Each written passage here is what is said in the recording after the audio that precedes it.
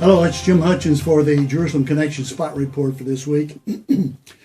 This past week, Secretary of State John Kerry came to Washington to negotiate, supposedly, a peace process, to get that thing started again between the Israelis and the Palestinians. They were both represented here in Washington, and they got through the initial part of it all right. Seems they agreed on the terms of the discussion anyway. But I would say this, like all these other peace conferences that have taken place, regardless of what happens, nothing is going to change the Palestinian attitude. These are jihadists. They have a malicious, vicious attitude toward the Israelis, and that attitude has not changed, and it's not going to change. Their goal is the elimination, the destruction of the modern state of Israel, regardless of what comes out of this conference this time. I want to refer to an article that came out on Israel National News. That's Arutz Sheva, Arutz 7, and you can get it on the web. It's written by Noah Beck. He says this, 5 things. He says, no Palestinian reciprocity at the outset. These are 5 flaws of Kerry's peace process. And the first is no Palestinian reciprocity at the outset. Israel agreed to release 105 convicted terrorists just to get the Palestinians to talk peace. But Secretary of State John Kerry preferred to establish the Palestinian reciprocity is optional. No reciprocity. Secondly, no Palestinian good faith. For example, during a television program that was attended by President Mahmoud Abbas, broadcast on Palestinian television, the quote was made of the Prophet Muhammad's treaty in Hudaybiyah 86:28.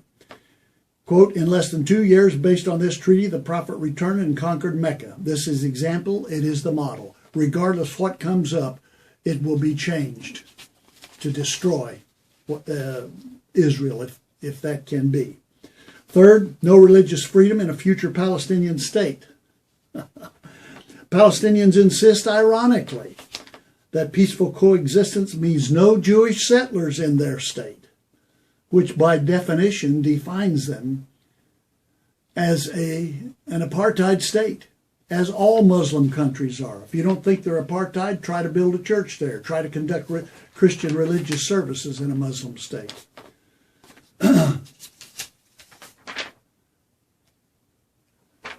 Number 4, no Palestinian mandate to negotiate peace.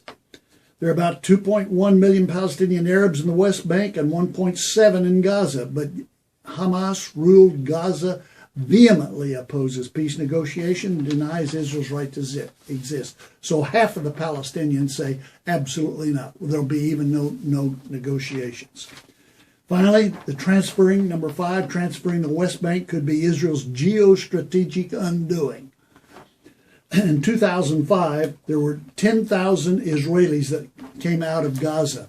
This was supposed to be a good faith effort toward the Palestinians. Since then, Hamas is controlled, and they're lobbing in rockets and missiles, have been ever since 2005. They're talking about 250 Israelis coming out of the West Bank, former Judea and Samaria. If that happens, it would be a colossal, monumental catastrophe. Question is, why are these people doing this? Why is our State Department, why has the last several administrations sought to have peace, and they've sought it with such diligent pursuit? Well, I think they want the feather in their cap, number 1. I think that's really important, that they want to be the ones that bring this peace agreement about. But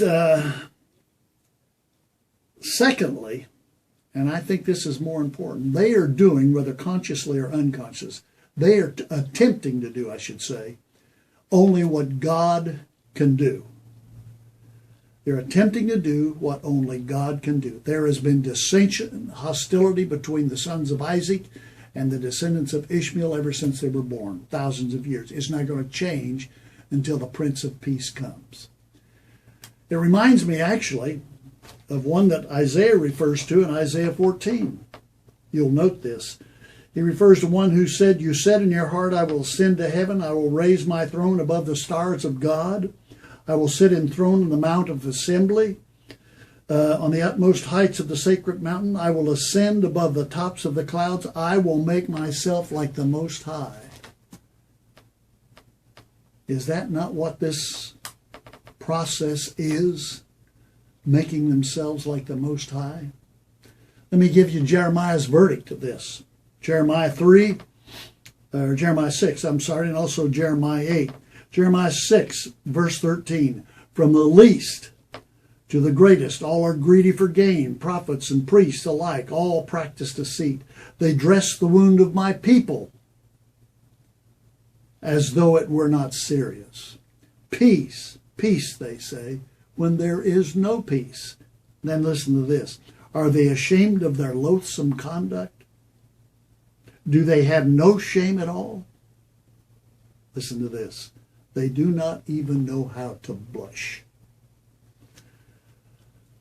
I would say that's the verdict on these peace efforts, at least from God. Peace, peace. But there is no peace. And they don't even know how to blush about it. Peace, peace, there is no peace, and there will be no peace until the Prince of Peace comes. Hallelujah. Till next week, Od Ki Yavo Shiloh, or until Messiah comes, Shalom Aleichem.